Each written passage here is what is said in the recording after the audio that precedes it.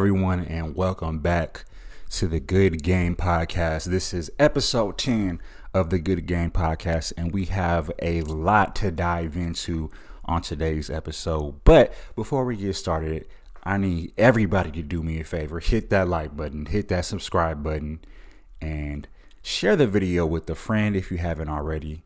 We have come back from our hiatus. I know a lot of you guys have probably been wondering, where has the Good Game Podcast been? And, you know, like all things in life, sometimes the best thing you can do is take a break, step back, and regroup. So that's what we did here at the Good Game Podcast. But don't worry, we will be coming at you at least once a week with a new episode of the Good Game Podcast from here on out. So with that being said, let's go ahead and get into it.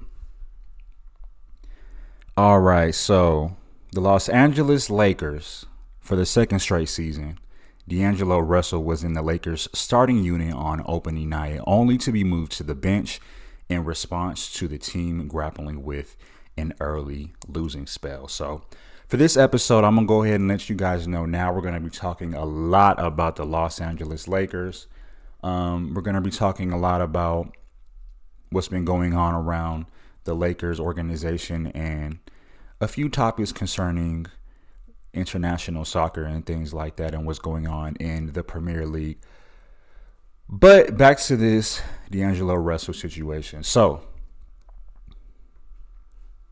after Friday's 116-106 win over the Philadelphia 76ers, D'Angelo Russell sounded completely different and at peace with the move.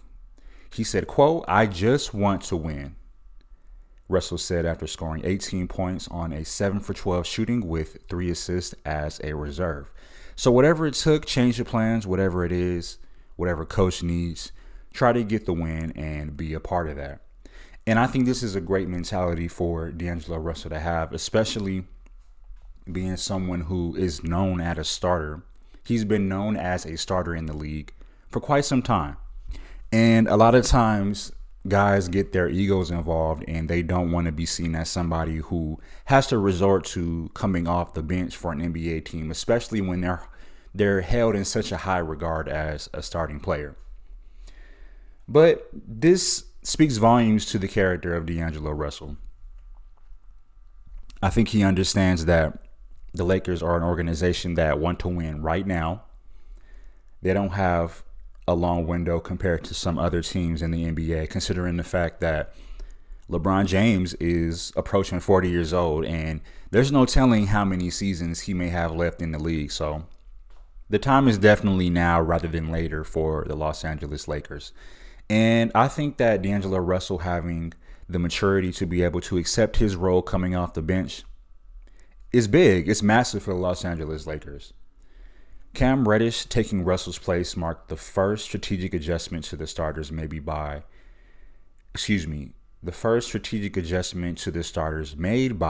first-year coach JJ Redick. Redick did not hold an open competition for the starters in training camp, naming LeBron James, Austin Reeves, Anthony Davis, Rui Hachimura, and Russell as his first 5 before the season began, citing their 18-6 record together in 2023 through 24. Russell only found his place with that starting 5. However, after losing his job in late December with Los Angeles in the midst of a 1-5 skid, former Lakers coach Darvin Ham, whom Russell struggled to connect with at times, kept him with the second unit until mid-January. And I think that Russell is a player that fits nicely with the Lakers bench unit, considering the fact that the Lakers bench unit is among the worst scoring bench unit in the entire NBA. Yes, I said it. This is just facts. This is my team. I'm not saying anything that isn't factually true.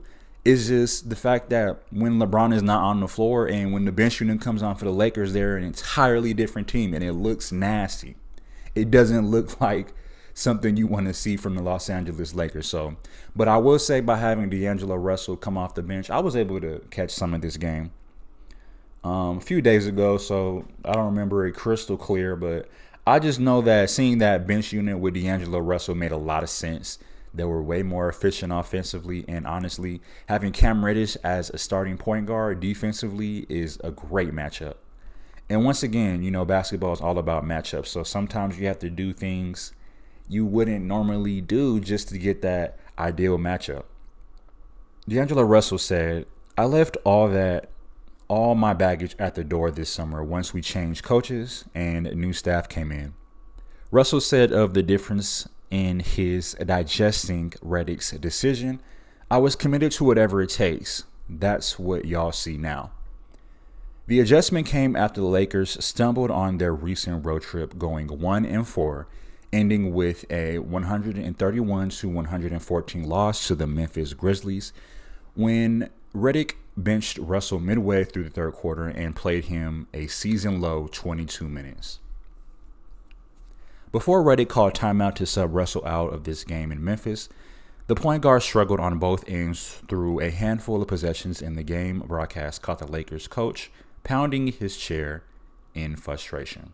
And I think this move also speaks volumes to the coaching style of JJ Redick. I think that a lot of NBA coaches wouldn't be as daring to put one of their starting players with the bench unit because of optics and how it may look. And, guys have egos and things like that in the NBA. So it says a lot about JJ Redick that he will be able to make that decision. Although he's not the first Lakers coach to really come up with this lineup, it says a lot that he's doing what is necessary to win games even this early in the season. Just being about a month into the NBA season, and JJ Redick is already tinkering with lineups, trying to find ideal matchups, because you never know. You may see a team in the playoffs and you want to have some type of reference point to what you could do if you do see that team in the playoffs. So, we like to see that. So here's a quote. We've asked him to do things. He's been accepting of the role, JJ Redick said. He has talked with me all the time. He has a really strong desire to win, and he has a really strong desire to be coached. And our communication level from June 20th to today has been nothing but open, honest, and transparent. And I would assume it will continue to be. Beyond the defensive lift that Reddish provided on Philadelphia's Paul George, helping to hold him to 9 points on 4 for 13 shooting, Russell infused some offense to Los Angeles' bench unit that came into the night with the lowest scoring average in the league. And that's just what I was talking about earlier. Having a bench unit with the lowest scoring average in the league. I mean, you got to do something to get some production from that group of players. You can't just go through the regular season with a bench unit that has the lowest scoring average in the league. That's just not going to get it done. I don't care who's on the starting five. You need a bench that can also come and contribute to carry the starting five to the finish line and ultimately get the win. Big time pop for us off the bench, Redick said after Russell tied the highest scoring game by any Lakers player off the bench through their 5-4 start. A really efficient night for him, and he just played really good basketball. Beyond Russell's impact, Anthony Davis's 31 points, 9 rebounds, and 4 blocks in his return from a one-game absence because of a plantar fasciitis in his left foot. And we're going to get into Anthony Davis in this episode too. Don't worry. We're going to get to him later. He's going through it also, but let's stick on topic for this moment. Redick stressed that he is still tinkering to find the right mix with his lineups. He says, I think the balance of the group and for the balance of the roles, this felt like the right thing to do right now, Redick said. But I just want to be clear, this is all very fluid. And Russell vowed to go with the flow. He says, my approach has been to be professional from day one, he said, and I'm committed to it through not playing, through coming off the bench, through whatever it may be. I'm egoless, so I just want to win. And I think that statement right there by D'Angelo Russell really captures the essence of who he is as a person and a player. speaking on how he's ready to take whatever role the team needs him to take, whether it be coming off the bench, even not playing if necessary. He's committed to winning, and he's committed to seeing the Los Angeles Lakers be great. And that's the type of player I like to have on my team. So shout out to D'Angelo Russell. He got some good game. We're going to be talking about him on later segments of the Good Game podcast. So if you haven't already, hit that like button, hit that subscribe button, and let's get back into it. So, Bronny James made his G League debut the other day, and it was pretty decent. I was able to catch most of this game. I was watching the game on Tubi. If you guys don't know, you can catch a lot of G League games and even WNBA games, I believe, on Ion channel on Tubi. So don't be afraid to check that out. It's some good hoops being played. And a lot of these players in the G League were going to end up on an NBA roster at some point during the season. So you really get a chance to take a glimpse into what the league will look like down the road. So I advise you guys to go check it out if you can. So while the South Bay Lakers 110-96 win over Salt Lake City Stars at the franchise's practice facility couldn't match the aura of NBA opening night at Crypto.com Arena, the time the 20-year-old guard spent getting reps in the G League will arguably be more crucial to his development. It took Bronny James just 43 seconds to score his first G League points, canning a 17-foot jumper along the baseline. I was just getting a bucket, James said after the game. It got to me, and I didn't miss. I like that quote from Bronny. You know, he's a very straightforward guy. You know, he's a hard worker. You can tell just by watching him play. He just wants to win. He's kind of like a D'Angelo Russell in that sense, to where even though he is the son of LeBron James, arguably one of the greatest basketball players of all time, he wants to make a name for himself, talking about Bronny. He wants to create his own legacy, and he wants to be great. He wants to put that work in, and he doesn't shy away from the challenge. You know, he could have easily stayed a few extra years in college to develop, but he wanted to go to the league, and he ended up doing that and getting drafted by the Los Angeles Lakers in the second round with the number 55th pick. He finished with 6 points on 2 for 9 shooting, 0 for 4 from 3, 4 assists, 3 rebounds, 2 steals, 1 block, and 5 turnovers in 31 minutes. All right, so let's break down this stat line real quick. I'm going to break it down for y'all. Not the best, I'm not going to lie, but he did have 6 points. Now, 2 for 9 shooting, it's not great. If you're taking 9 shots in 30 minutes, I want to see you make at least half or close to half of those. I know 9 isn't exactly a divisible number, but let's say you take 9 shots. I want to see you make at least 4. Okay? He made 2. So a little work there. 0 for 4 from 3 is probably the most concerning. Because if he makes at least one or two of those shots, if he makes half his threes, it's a different story. Now we're talking more 4 for 9, 5 for 9 type shooting. Now, I do like the 4 assists, because in 30 minutes to get 4 assists, it's not bad. Especially in the G League. You know, a lot of these guys, a teammate has to hit a shot for you to get an assist. So 4 assists tells me that he's able to pick out his passes and find guys in situations where they're able to score. And that just shows his basketball intelligence. That's one thing that a lot of people really don't give him credit for. He has a high basketball IQ. He knows how to make plays. It's just he doesn't have a lot of experience right now to really make it happen when he wants to. But when the opportunity presents itself, he can make a play. 3 rebounds, and I mean, they got him playing as a 2 guard, so I mean, you don't really expect much from him from rebounds. But you definitely want to see him closer to that 5 to 8 rebounds a game. But that'll come as he gets more minutes and more time. Now, here's the part I really like: 2 steals and 1 block. 2 steals and 1 block in 30 minutes. That's telling me the kid could play defense. I say kid like this is not a grown man, but young man.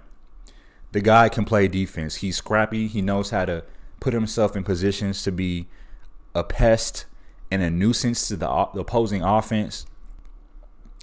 The 5 turnovers were a bit high, but he's going to have some turnovers. This guy's a ball handler. He just hasn't had that much professional experience. So, going through the ropes and learning how to handle the ball and treat possessions better, that's going to be a learning process within itself. So, but overall, I can't be too mad. I believe as a freshman at USC, he averaged just about 5 points, 3 rebounds, 2 assists.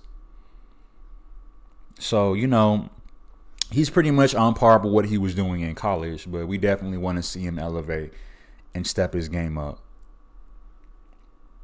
South Bay coach Zach Guthrie, hired in the offseason to replace Dane Johnson, pointed to James' defense as a bright spot.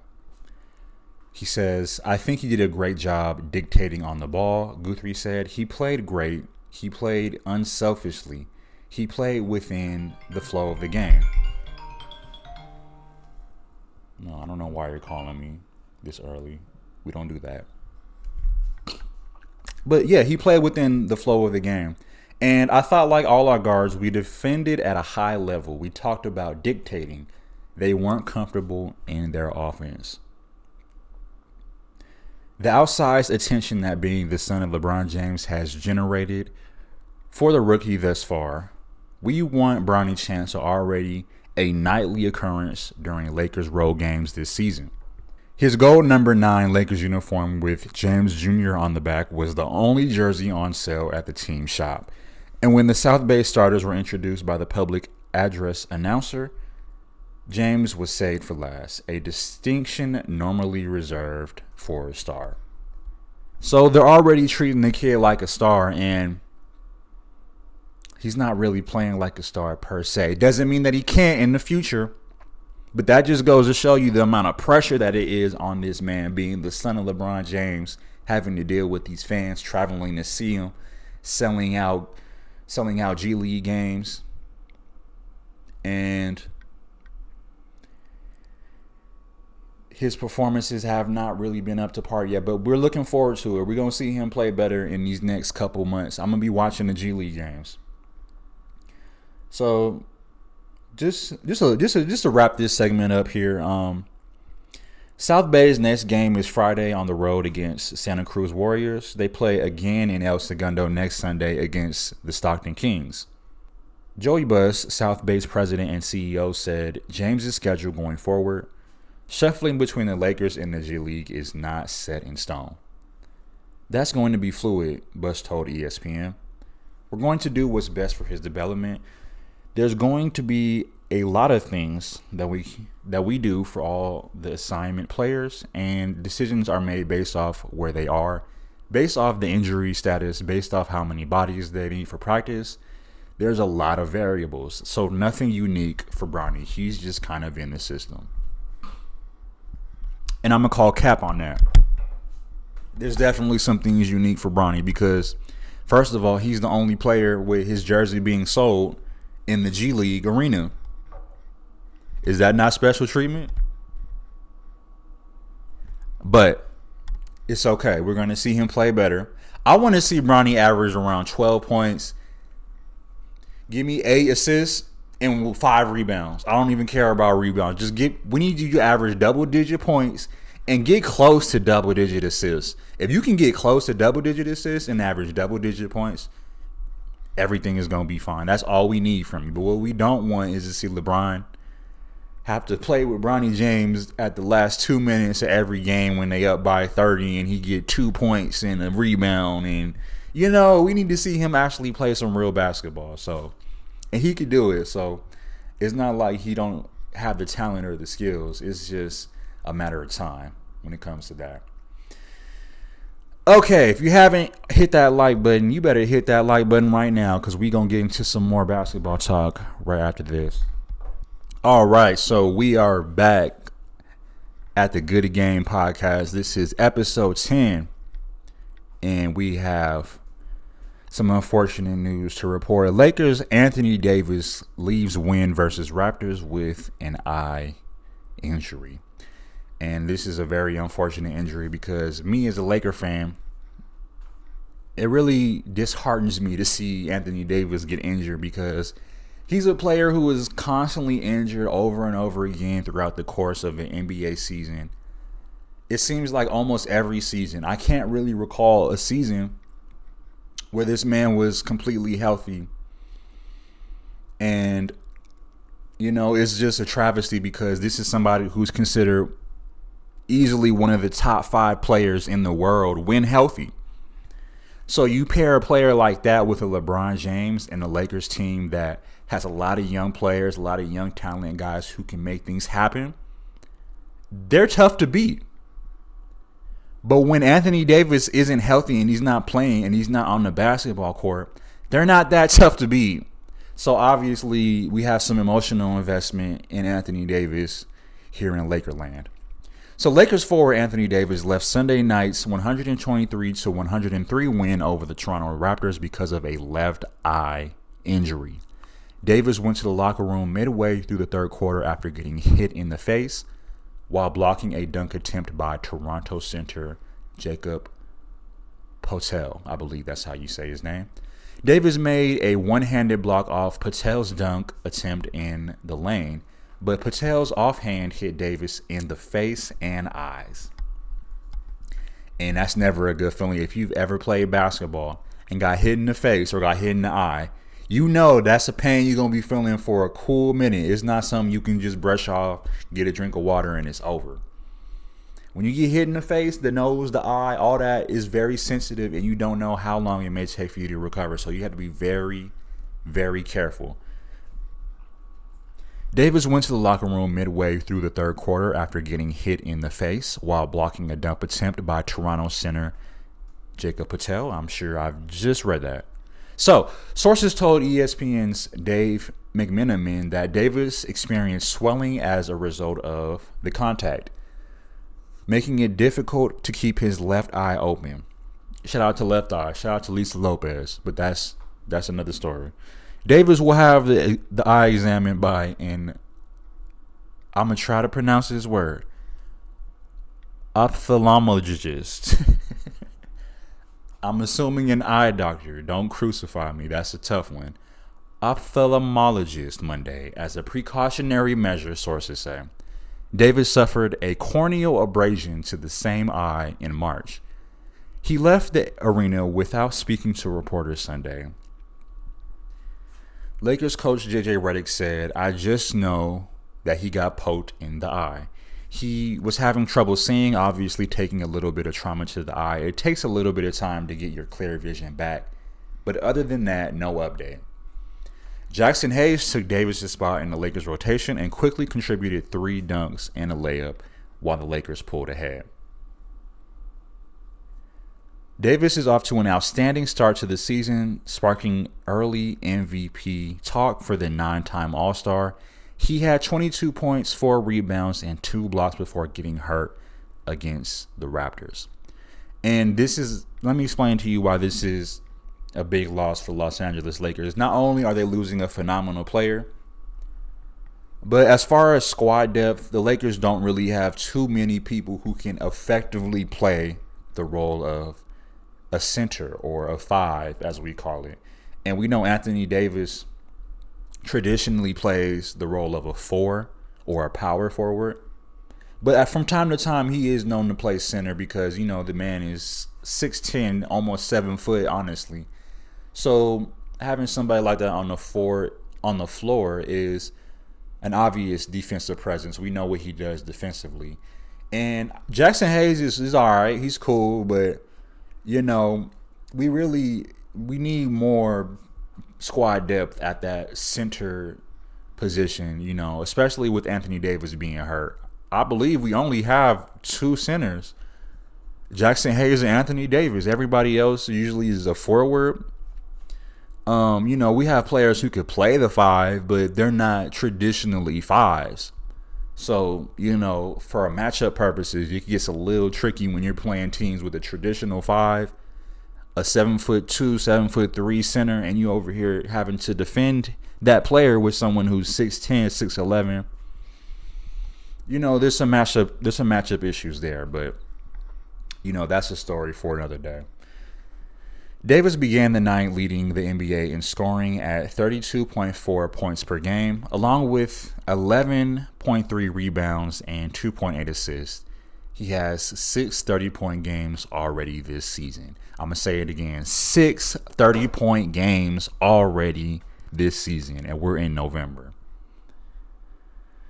So, yeah, man, this is a major loss to the Lakers organization. They're going to have to figure out the reserve situation, whether they have to make a trade to get some new players in the locker room, whatever the case may be. But we just lost a player for the presumable future that is leading the league in scoring. So we need to figure out how we're going to substitute those points, or at least get close to replacing those points.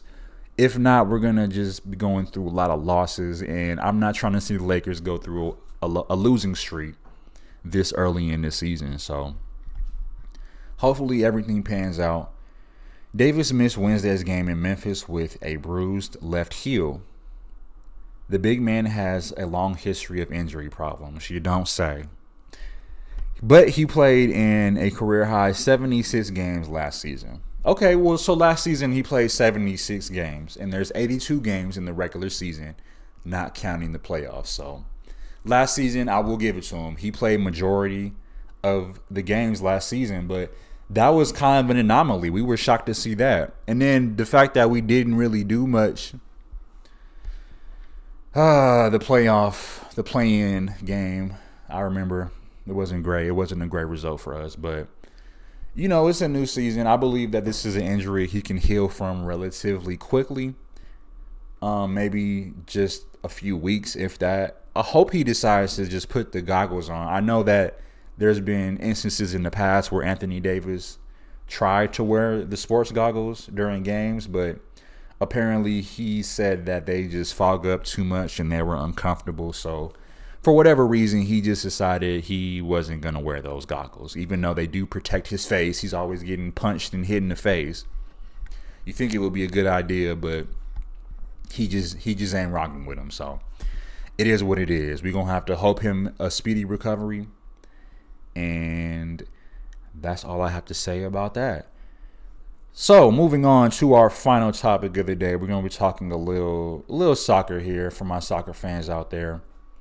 But before I get into it, I want to make sure you guys hit that like button, hit that subscribe button, share the video with a friend, and don't be afraid to check out some of our previous videos in the past.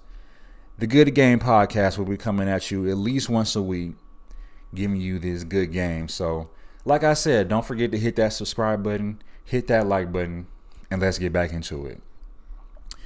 All right, so Manchester City, Real Madrid, Chelsea, Arsenal, and more.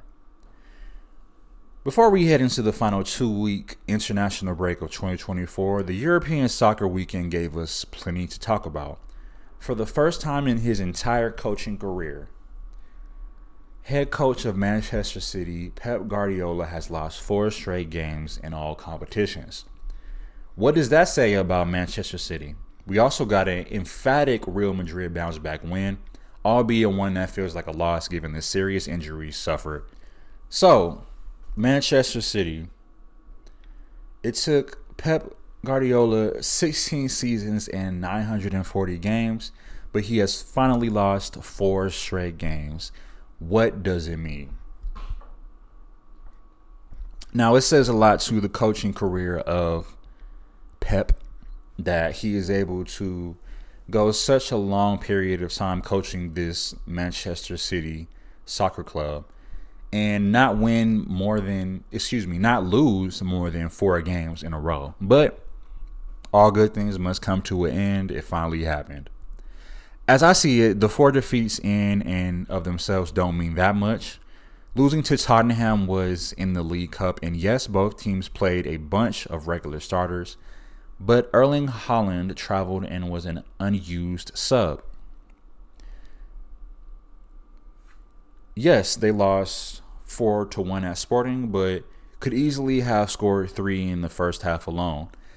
As for Saturday against Brighton, again, there was potentially a hat trick for Holland in the first half and collapsed at both ends late on. Defensive errors at the back and a 0.29 second half.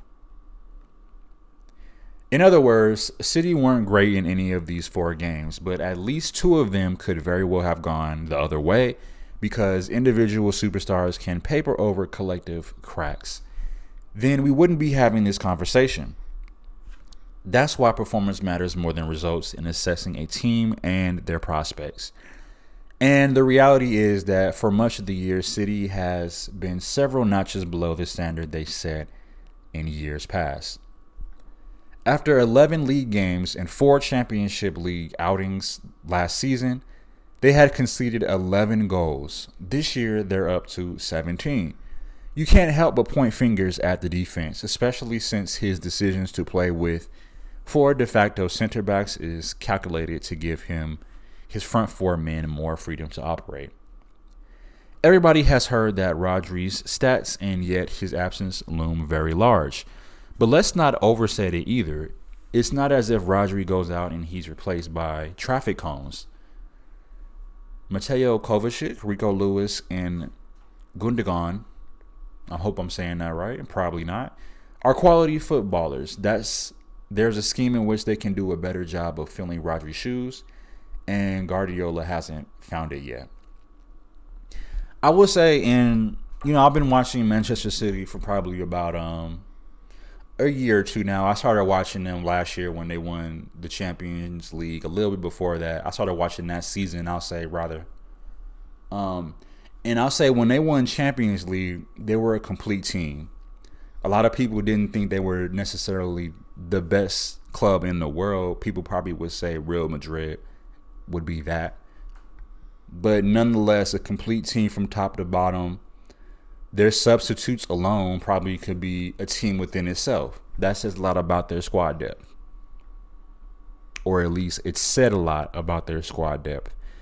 But now that they're suffering some injuries, their key player, Rodri, who won the Ballon d'Or, the award given for what some people consider to be the best soccer player every year.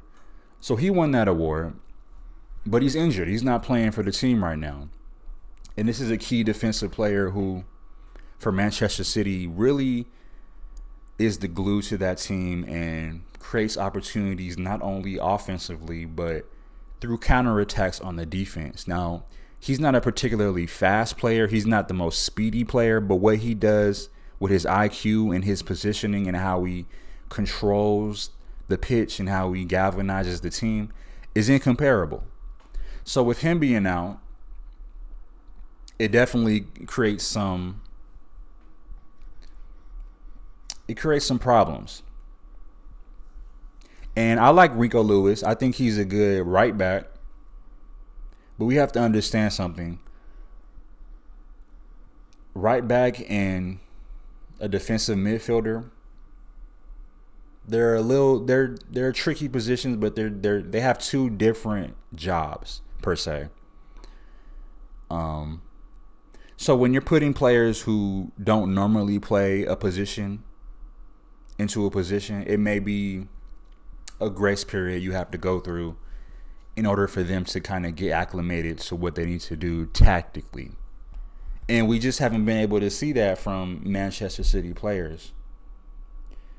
Further up the pitch, injuries have played a part too. Phil Foden, the Leeds Player of the Year last season, has started less than half City's 15 League and Champions League games. Kevin De Bruyne and Jack Grealish, the $100 million man, just 5. Jeremy Doku, just 6. Oscar Bob, who may not be a superstar, but at least might have eaten up some minutes, has been out all year. And so it feels like the burden falls on the usual shoulders, Bernardo Silva, who is now 30, and Haaland, who hasn't played 96.8% of City's league and European minutes. Who has played 96.8% of City's league and European minutes this season. The upshot is a City side that, especially recently, has looked more jaded, less sharp, and less intense, and one that has endured second half collapses. Haaland himself is another issue. He's scoring a goal a game this season, and nobody is going to argue with that. But we're also accustomed to him overreaching his goals because that's what superstars do. Only this year, he's just under that. And, I'm not the type of person to try to tell Pep Guardiola or any of these soccer managers, football managers, how to run a team or what formations they should use or what they should do to win games. They have more experience than anybody. That's why they have the job. Right? It makes sense. So they know what they're doing. I think sometimes in sports, we find things that are working and we want to keep trying it and we think that this is the way. But in all reality, I think this may be a time with their roster being so depleted due to injuries as it is. This is a time for Manchester City to try something new.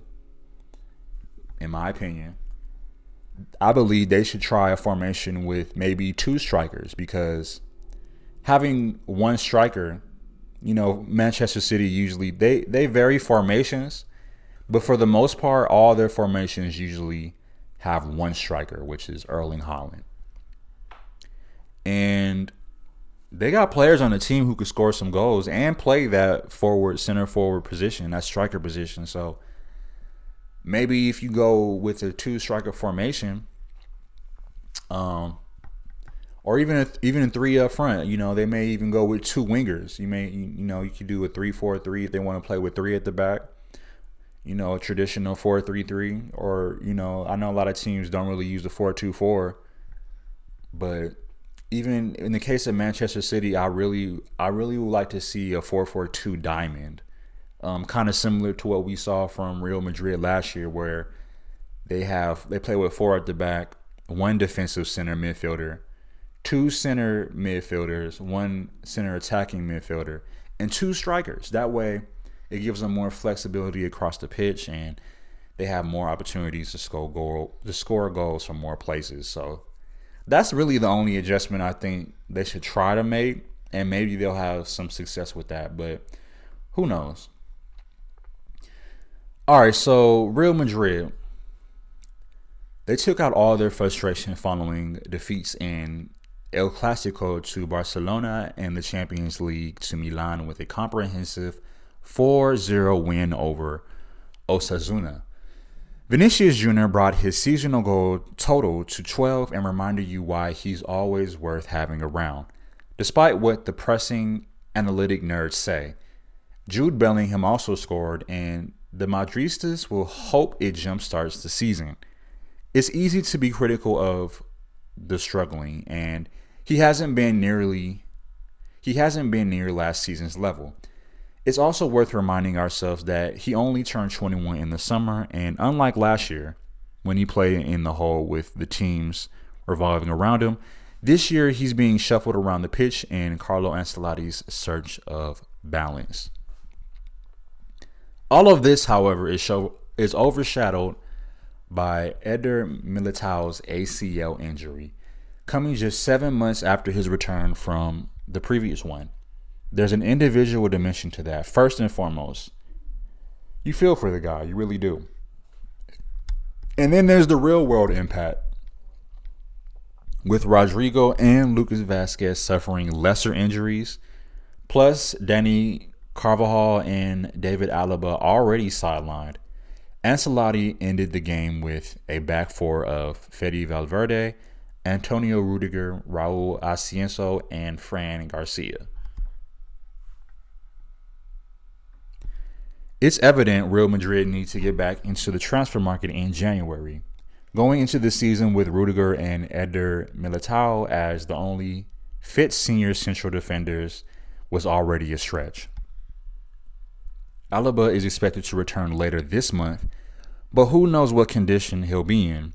That part is non-negotiable, because the only other option here are the aforementioned Asensio and Jesus Vallejo, who has started 5 games in 4 years and feels like a guy counting down the days to free agency. And for those keeping score at home, yes, Courtois and Tchouaméni are also injured, though hopefully they'll be back after the break or shortly thereafter. So this is a Real Madrid team who came into this season with high hopes. They just signed a major player, Kylian Mbappe, who is considered to be one of the top 5 players in the entire world when it comes to soccer. They already had a stacked team that won the Champions League title last year. Now they're going through a little bit of injury problems. They're having some players not being able to play. Things are not going as expected for Real Madrid. But I don't think all hope is lost. I think that Carlo Ancelotti, one of the greatest soccer managers in the history of the sport, go ahead and check his resume. He's been through this a couple times. He knows what to do. I think with the transfer window coming up, they're going to be able to make some well-needed moves. Pick up those 1 or 2 key defenders they need to supplement those reserves in case their main guys aren't able to play. Maybe even find a new starting center back. And, Real Madrid's problem is not a formation problem. Their formation is not the problem. They play with multiple strikers. They rarely ever play with just one striker. So they're able to score goals at will. But, there's probably some chemistry issues considering the fact that this team was so good last year and people expect them to be even better. It's hard to have a phenomenal season and still meet greater expectations year after year. So this is the curse that Real Madrid have to deal with, the curse of being great.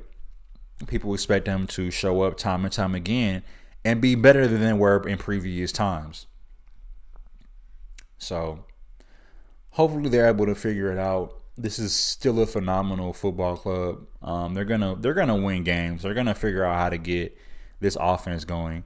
I really don't even know what the problem is offensively. It just seems like Kylian Mbappe hasn't really settled into his role as a striker. We have to remember that Mbappe started off playing as a left winger and was moved to the striker position. So he naturally doesn't move like a striker. He more moves like a winger, which is 2 different positions as far as how you act when the ball is moving up the pitch offensively and defensively. And if you watch some of his games, you watch him play, he tends to stay back a lot when teams are making offensive runs, when really you want your striker to be pushing up the field. A lot of times you'll see Jude Bellingham doing some of the runs that Mbappe should be making. And Bellingham isn't even a true striker. He's really a central attacking midfielder, and he can play sometimes on the wing. It just depends. But I just think they need a little bit more time. They probably haven't had a lot of time to practice. It seems like they're playing just off what they know and not what they've done as a team, as a collective. So, but I think they'll figure it out. They're a phenomenal ball club. We're going to definitely see them in the Champions League most likely, and we will be looking forward to that. So, with that being said, that is all the time we have for this episode of the Good Game Podcast. I hope you guys did enjoy it. If you did, make sure to leave us a like. Hit that like button. Don't forget to subscribe to the channel so you don't miss any future episodes of the Good Game Podcast. My name is A1K, and I'm out. Peace.